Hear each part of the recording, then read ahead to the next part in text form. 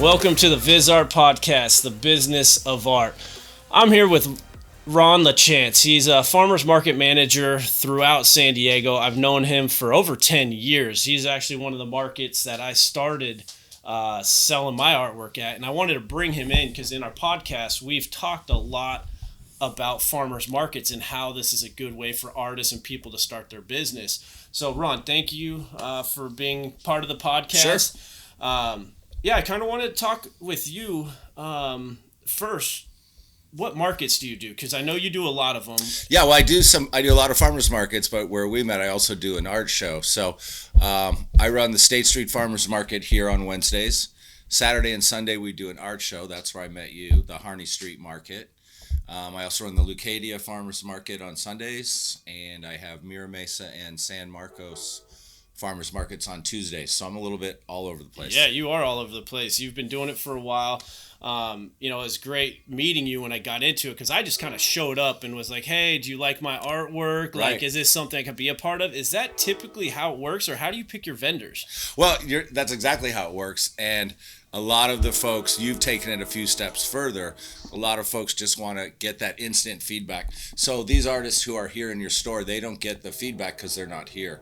So one of the greatest things about starting out is you get the instant feedback, maybe to tweak your art or what, your designs. I'm sure you have some that are more popular than others. Absolutely. So you get that one-on-one with customers, lots of them. And so that alone, I think, is really valuable to kind of tweak your art or see what's popular. Yeah, see what we're seeing. And that could, your drawings, but that could be a jewelry person or a painter or whatever. They kind of find their niche. But getting that one-on-one feedback is so valuable as opposed to I have my stuff in your store and I'm never here except to get a check or reload. So it's a great starting jump-off point. Lots of folks have done just like you. So would you recommend people, if they want to get into a farmer's market, that they actually go in person instead of calling or email? Because I know you're dealing with that all the time, and it kind of gets lost in the shuffle. It really does. So some people say, I emailed you yesterday, I didn't hear back from you. I'm like, yeah, you and 85 other people. So certainly showing up in person, especially if you have any kind of personality, part of selling is not just your art, but it's interacting and having a good upbeat personality and a clean look to everything. So again, great jump off point. You don't have to have the overhead of renting a store, and you've learned it yourself. 100%. You open a store, it means you have to be there every day or somebody does. It's a lot more responsibility when you have to unlock a door every morning and lock it every night. Right. So again, farmers markets, part-time gig, feel your way through. It's a great jump off spot. Same with food folks. I have lots of folks that are now in Whole Foods and Walmart, et cetera, because they started small, they got the feedback, one-on-one, tweaked their product, and now they're big time, kind of like what you've done with your store here.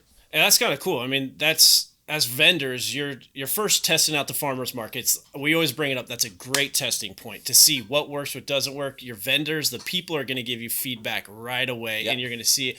But over the years, I mean, you've seen vendors move on, either drop out or even grow. I mean, that's got to be kind of a cool feeling for you to see, like, hey, that guy used to be at our farmer's market and he grew out of it, or, fortunately it didn't work out. But I'm sure you have a lot of stories like that. Yeah, well, you're a prize example of that. Again, when I met you, your drawings were cool. I love the fact that you said you didn't pay attention in school and you just drew.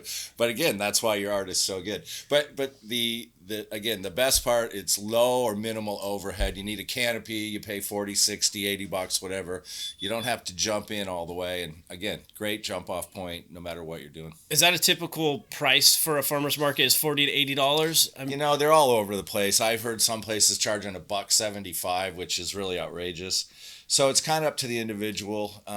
Most of them are in a $45 to $85 range. That's for 4 or 5 hours. Again, get your feet wet and tweak your product or just get even your sales pitch down. Just talking with people is real valuable. 100%. Now, you recently started your own business, and I heard you're an artist yourself. Is that true? Well, surprisingly enough, yeah. I'm glad you asked me that. Yeah. Well, working with so many creative minds, and really, just like you get it.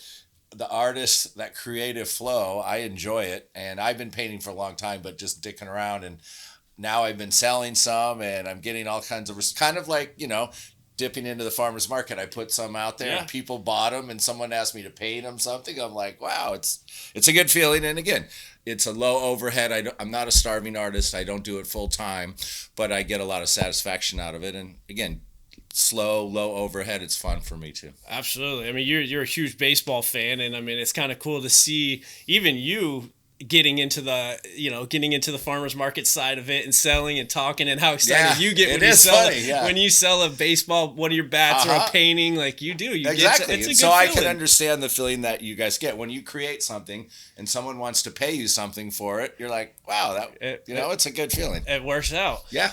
Is there any advice you would give anyone who wants to start a business or who would like to get into the farmers markets? Well, again, one-on-one. So I run 5 markets. Honestly, some days I get 70 emails. And so I do have to pick and choose.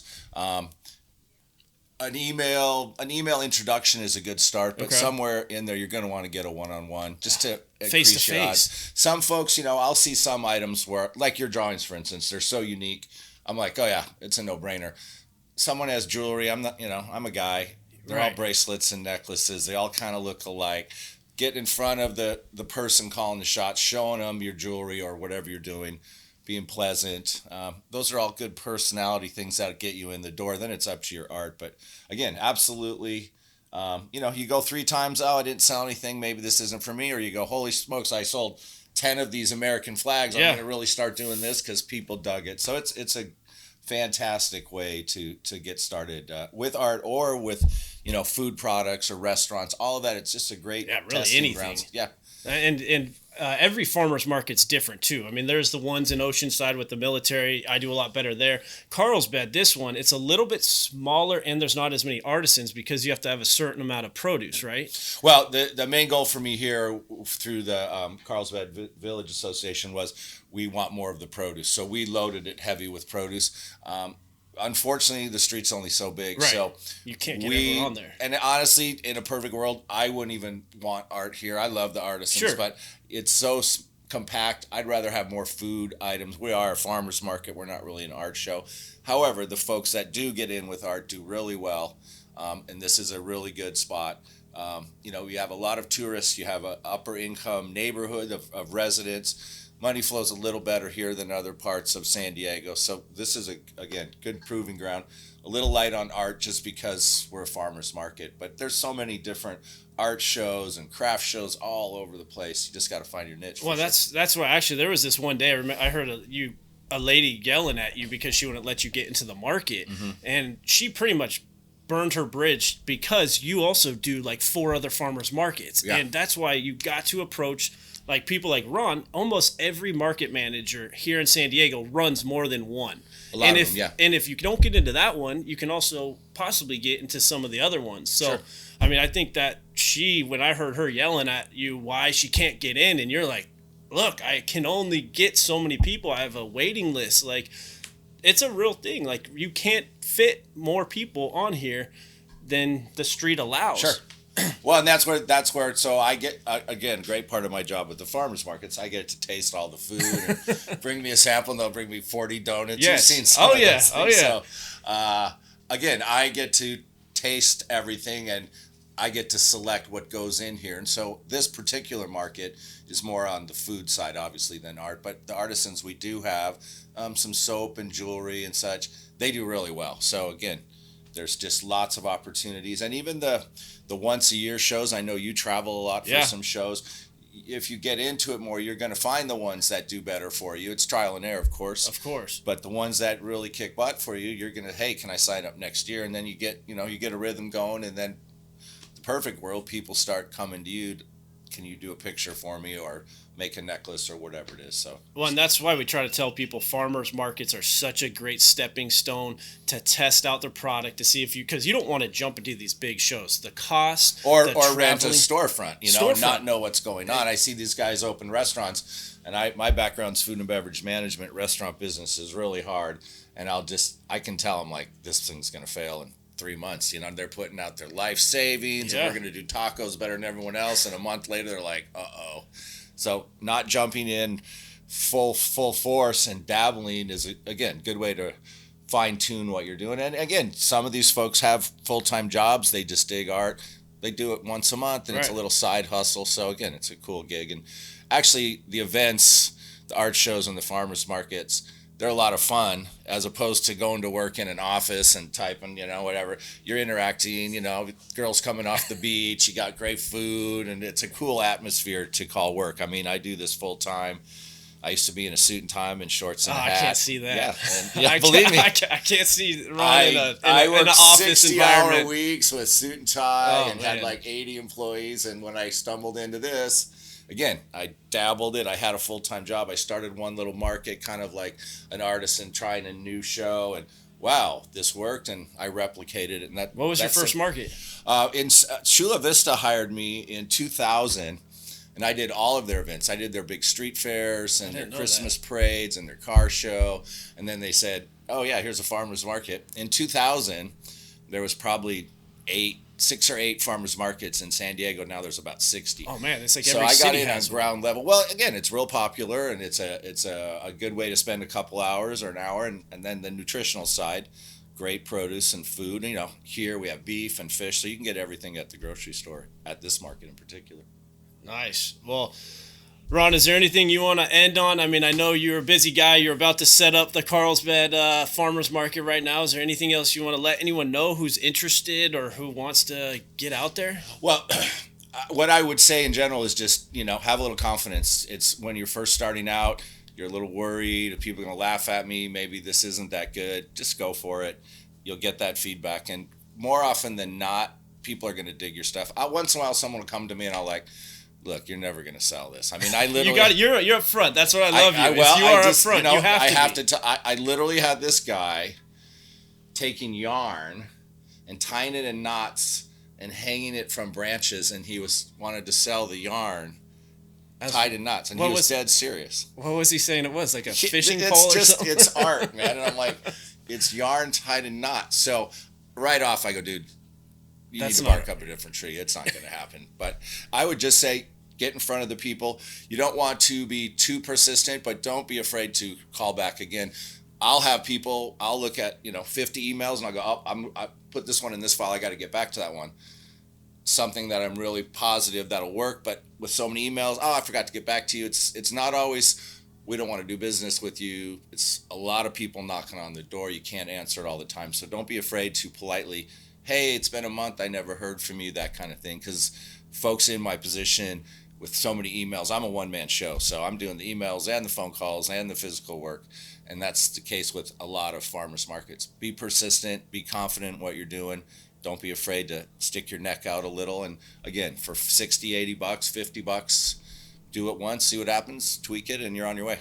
I think that's great advice. And, you can either take, if you get rejected by someone like Ron, you can either take that and motivate yourself to work better and come back and approach, which I think is great.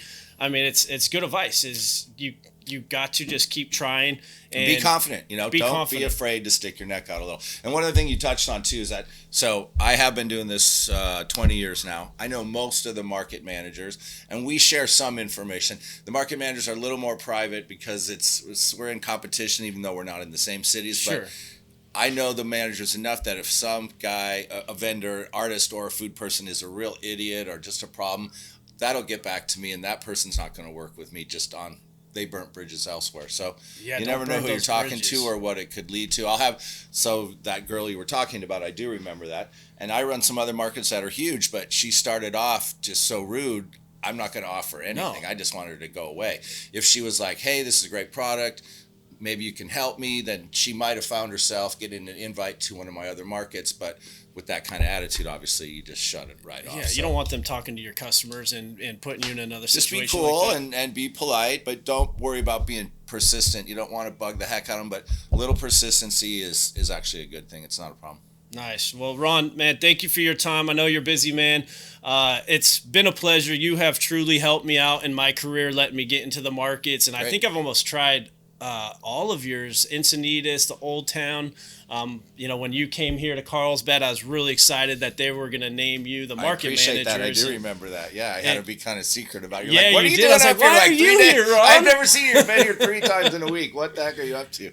No, I love what I do. This particular Carlsbad market, we're every Wednesday, 3 to 6 in the winter and 3 to 7 in the summer. We're all year round. So if you're out and about on a Wednesday, come on down to Carlsbad and check out the State Street Market. We're right here on State Street. Love to see you. Awesome. Greg, pleasure talking to you, and best of luck to you, man. You've right. really come a long ways. Thank you. I'm still being in touch with you, so I'm curious to see where you're going to head, too. Absolutely. I'm sure it'll be something awesome. We will be. That is the business. Thank you so much, and come on down to Carlsbad, check out the market, and say hi to Ron if you see him. Cool. Thanks a lot, Greg. Take Appreciate care. it.